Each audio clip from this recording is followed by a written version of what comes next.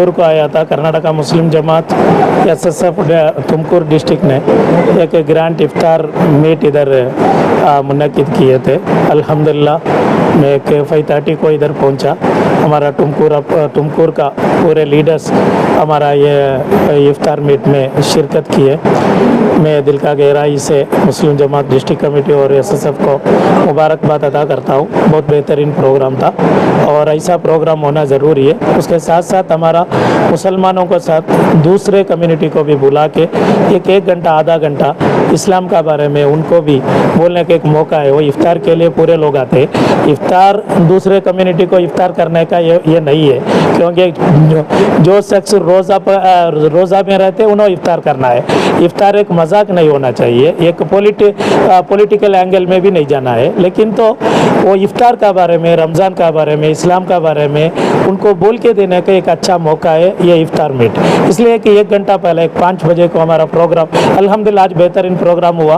फिर भी ज़रा हमें जब आने का ज़रा लेट हुआ, फिर इफ्तार का बाद भी 1 घंटा का प्रोग्राम चले। उनको नॉन मुस्लिम को भी ज़रा ज़्यादा बुलाना, उनको भी बात बोलना ज़रूरी है, क्योंकि मुझे मालूम है ये टीवी डिबेट में बैठे तो जितना टीवी में आप देखते हैं उससे ज़्यादा हमें उधर ये आप द रिकॉर्ड बात करते हैं। उनको मालूम ही नहीं है। कुछ हिंदू लीडर्स ऐसा ही है, उनका इस्लाम का बारे में कुछ भी मालूम नहीं है। उन्होंने क्या समझ रहे बोले तो आयतुल्लाह खोमेनी भी ये टेररिस्ट है, खोमेनी भी कौन अमेरिका का खिलाफ ये करते, नहीं तो इसराइल का खिलाफ बात करते और वार करते। उन्होंने सब आतंकवाद है, उनको मालूम नहीं है। और आतंकवाद का डेफिनेशन भी उनको मालूम नहीं है। इस्लाम क्या, उनका दिमाग में क्या बोले तो इस्लाम बोले तो आतंकवाद को ಸಪೋರ್ಟ್ करते ಭಯೋತ್ಪಾದನೆಗೆ ಸಪೋರ್ಟ್ ಮಾಡ್ತಾರೆ ಮುಸ್ಲಿಂ ಅಂತದೇನೂ ಇಲ್ಲ. ಅದಕ್ಕೆ ಸಂಬಂಧಿಸಿದಂತೆ ಕೆಲವರು ನಮ್ಮ ರಾಜಕಾರಣಿಗಳು ಈ ಪತ್ರಿಕೆಯಲ್ಲಿ ಅದೇ ರೀತಿಯಲ್ಲಿ ಟಿವಿಯಲ್ಲೆಲ್ಲ ಕೊಡ್ತಾರೆ. ಇಸ್ಲಾಂ ಅಂತ ಹೇಳಿದರೆ ಕುರಾನಲ್ಲಿ ಹೀಗಿದೆ, ಕುರಾನಲ್ಲಿ ಒಬ್ಬ ಮಾಜಿ ಸಚಿವರು ನನಗೆ ಟಿವಿಯಲ್ಲಿ ಸಿಕ್ಕಿದ್ರು. ನಾನು ಚೆನ್ನಾಗಿ ಅವರಿಗೆ ಅದನ್ನು ವಿಸ್ತರಣೆ ಮಾಡಿ ಕೊಟ್ಟೆ, ಆದರೂ ಮತ್ತು ಅವರು ಅದನ್ನೇ ಮಾತಾಡ್ತಾರೆ. ಇಸ್ಲಾಂ ಭಯೋತ್ಪಾದನೆ ಕಲಿಸಿಕೊಟ್ಟಿದೆ, ಇಸ್ಲಾಮಿನಲ್ಲಿ ಕುರಾನಲ್ಲಿ ಆಗಿದೆ ಹೀಗಿದೆ. ನಾನು ಹಲವು ಬಾರಿ ಸವಾಲಿಸಿದ್ದೀನಿ ಟಿವಿ ಮೂಲಕ.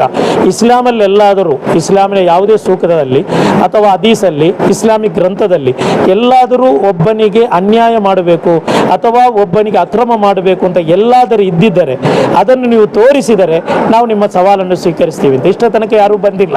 ಬಟ್ ನಾವು ಇಲ್ಲದ ಸಂದರ್ಭದಲ್ಲೆಲ್ಲ ಏನು ಬೇಕೋ ಅದನ್ನು ಹೇಳ್ತಾರೆ. ಇಸ್ಲಾಮಿನ ಬಗ್ಗೆ, ಕುರಾನ್ ಬಗ್ಗೆ, ಕುರಾನ್ ಸರಿ ಇಲ್ಲ ಅಂತ ಹೇಳ್ತಾರೆ.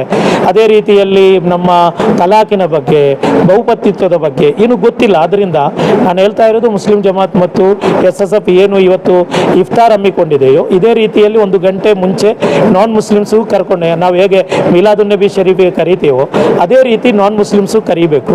ಅವರ ಇಂಪಾರ್ಟೆಂಟ್ ಲೀಡರ್ಸ್ಗೆ ಕರೆದು ಇಸ್ಲಾಂ ಏನು ಅಂತ ಗೊತ್ತಾಗಬೇಕು. ನಾವೇನು ಮಾಡ್ತೀವಿ, ಪ್ರೋಗ್ರಾಮ್ ಮಾಡ್ತೀವಿ, ಲೀಡರ್ಸ್ ಬರ್ತಾರೆ, ಅವರಿಂದ ಮಾತಾಡಿಸ್ತೀವಿ ನಾವು.